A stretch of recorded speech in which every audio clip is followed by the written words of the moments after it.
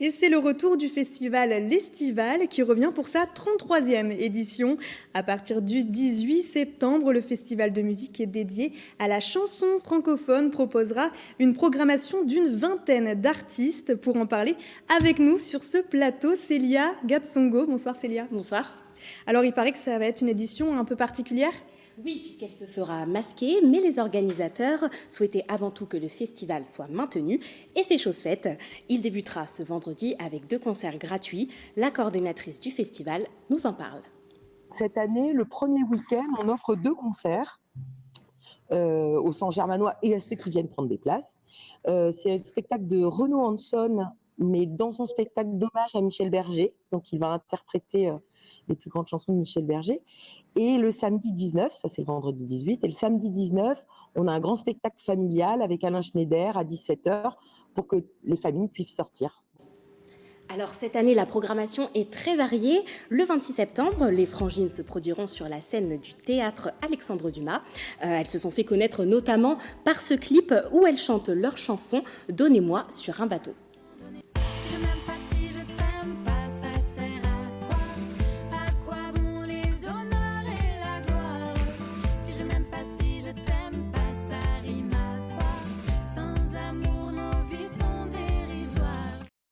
Vendredi 2 octobre, c'est le jeune artiste Fuseau qui viendra interpréter son titre Love, notamment. Puis les Goguettes qui ont fait un carton durant le confinement. Je ne sais pas si vous vous en souvenez. Je m'en souviens. Ils ont repris le titre Vesoul de Jacques Brel.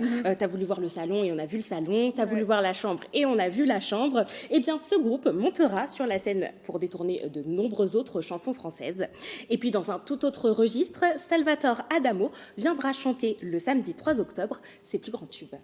Et ce festival, Célia, c'est aussi une façon de relancer la culture à Saint-Germain-en-Laye ? Oui, puisque cela faisait un moment que la culture, comme dans d'autres villes, était à l'arrêt. Il y avait un véritable besoin de faire revivre la vie culturelle et musicale. C'est bien d'être chez soi et de regarder des artistes sur son écran, mais c'est pas du tout pareil que de les vivre en live. Donc on a cherché tous les moyens pour le faire dans vraiment la plus grande sécurité pour tout le monde. Alors forcément, le masque sera obligatoire tout au long des spectacles. Du gel hydroalcoolique sera fourni à l'entrée et il n'y aura pas de bar pour les entr'actes. Le festival mettra en lumière, comme chaque année, une association caritative.